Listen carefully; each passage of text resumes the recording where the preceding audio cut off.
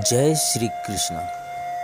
भगवान श्री कृष्ण बुद्धि और प्रेम के प्रतीक है। बचपन में श्री कृष्ण ने अनेक रासलीलाएं की थी। भगवान श्री कृष्ण की 16,000 गोपियां होते हुए भी उन्होंने अपनी मर्यादा को बनाए रखा।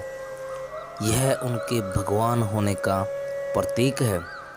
फिर जब महाभारत का युद्ध हुआ तो कुरुक्षेत्र में दिए गए गीता के उदाहरण आज पूरी दुनिया के लिए प्रेरणा स्रोत है। भगवान श्री कृष्ण की शिक्षाएं और सुविचार मानव जाति के हर पहलू और युगों पर लागू होती है।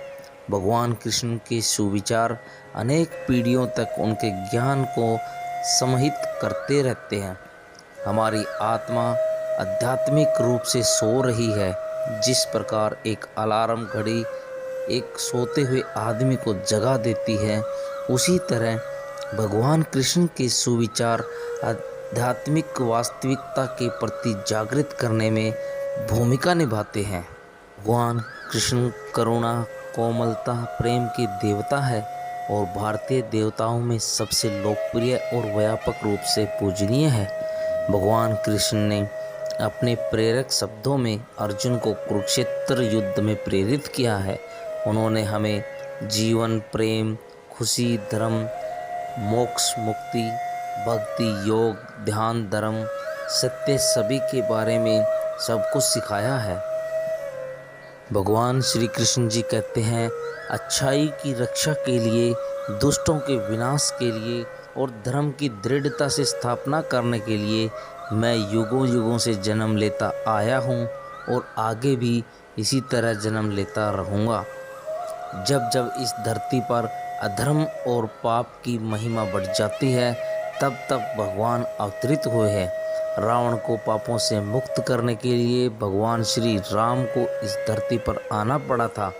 प्रहलाद को हिरण्यकश्यप से बचाने के लिए भगवान को नरसिंह का अवतार लेना पड़ा था। ईश्वर एक है, उनके रूप अनेक हैं।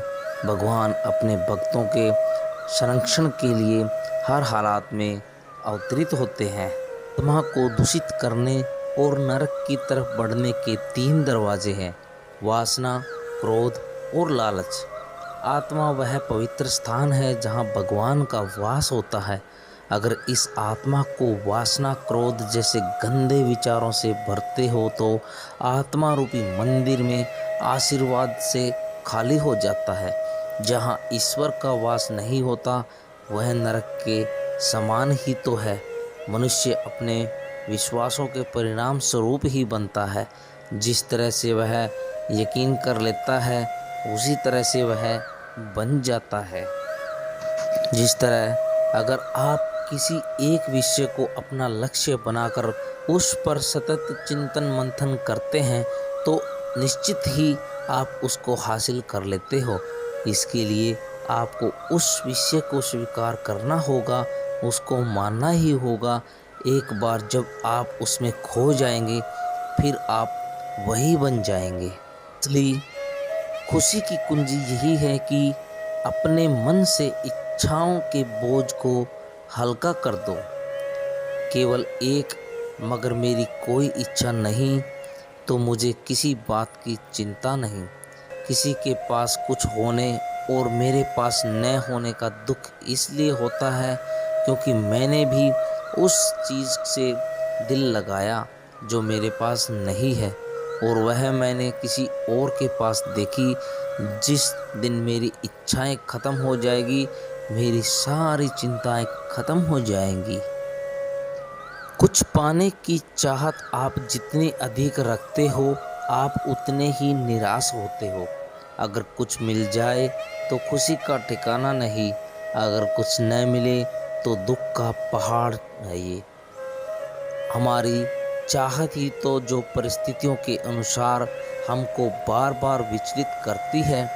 क्यों न कुछ ऐसा किया जाए जिससे हमारी सारी चाहत खत्म हो जाए, फिर कुछ मिले या न मिले हम निराश नहीं होंगे। दोस्तों, भगवान श्री कृष्ण जी द्वारा बताए गए इन विचारों को अपने जीवन में उतारिए, अपने जीवन को धन्य बनाइए। जय श्री कृष्ण।